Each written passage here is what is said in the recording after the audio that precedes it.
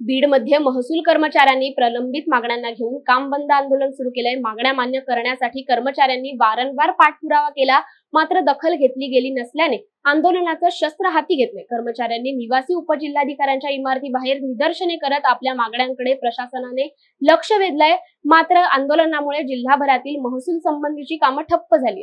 2005 नंतर जे कर्मचारी सेवेत आले त्यांना जुनी पेन्शन योजना लागू व्हावी यासाठी महाराष्ट्रभर संप चालू आहे। यापूर्वी निदर्शने आंदोलने केली, परंतु ह्या सरकारने वेळ काढूपणा करून कोणतेही आमचे आदेश पारित केलेले नसल्यामुळे पूर्ण राज्यभरात आज 15/7/2024 पासून सगळे कर्मचारी संपावर उतरलेले आहेत। त्याच्यापैकी आमची मूळ मागणी आहे की आमचा आकृतीबंध सुधारावा। आमचे 40% पद रिक्त आहेत।